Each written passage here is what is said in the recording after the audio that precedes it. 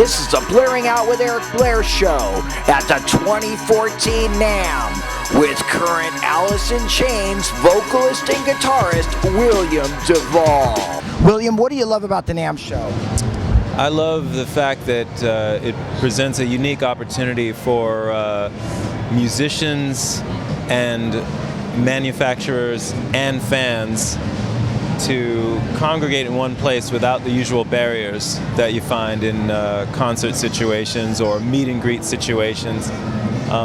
You know, you can, if you're a fan, you can actually catch your, some of your heroes just walking by. You know, it's happened to me several times where like, oh my God, that's, so-and-so. And so that's amazing. And, of course, for a lot of fans here, I don't usually do these sort of things, so a lot of people are kind of tripping out that I'm here. But I'm here for Famous Guitars, because I've been using them for the past year, and they're great. And Slick uses those. He does. He has a signature model. I'm using the more sort of old school designs that they make. The Diablo Supreme, the Pantera, and all that. But we're going to talk about maybe doing something, of our own design. But Namm is great because, like I said, I don't think there's anything like this anywhere else, and I'm having a great time. You have helped in the rebirth of Alice in Chains. Layne Staley was the singer, and how can you fill somebody's shoes like that? It's impossible. So, but you're not filling his shoes. You're doing something new. So tell me about that and how you feel about it. Just doing my own thing, being myself, and it's very simple, really, and yeah, the rest is just all noise that you have to shut out. I understand why it exists, but you can't let that affect anything you're doing. Rock and roll has always been about rebellion. That's what it is to me. Is rock and roll rebellion to you? Sure. I mean, it's what first attracted me to it, for sure. Just the sound of things, the sound of, the Kinks, You Really Got Me, or, Hendrix, or, Zeppelin. It just sounded like people who were free and people who weren't bound by whatever constraints were being put on them. It sounded like a refusal to capitulate, and that's what this experience has been for me on the other side of the looking glass, because I have my own thing. That's why Cantrell asked me to join this band. He knew my band Comes With the Fall. He was a big fan of that band, and that's what led to all this. So we all sort of jumped off the cliff together, and it's worked out. What brings you the most peace in your life right now? Oh, wow, that's a deep question.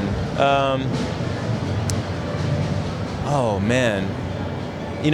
Family, true friends, and a growing sense of accomplishment and acceptance of myself and all the external things, all the trappings, It's a gradual process, peace.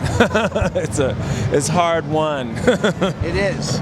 Now, how would you define the word love? Well, just as the ultimate, it's why we're all here, really.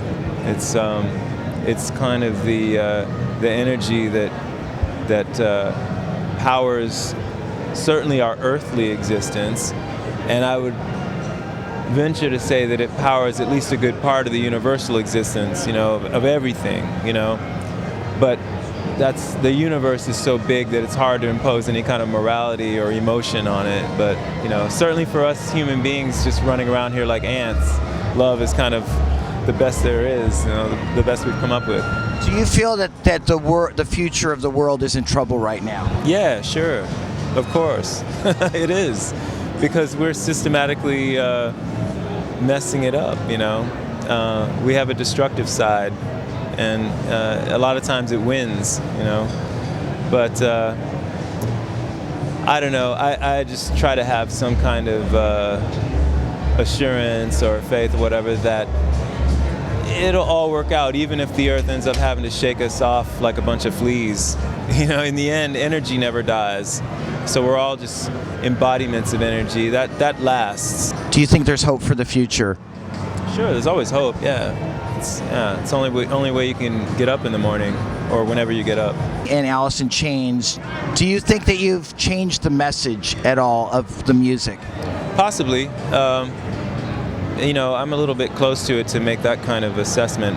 It's more for everyone else to make, but I suppose, and some people have said that is the case, and I think you can maybe make an argument that perhaps some of the survivalist elements that were always in the music, the spirit of triumph over adversity that was always latent in the music, has perhaps been brought a bit more to the forefront.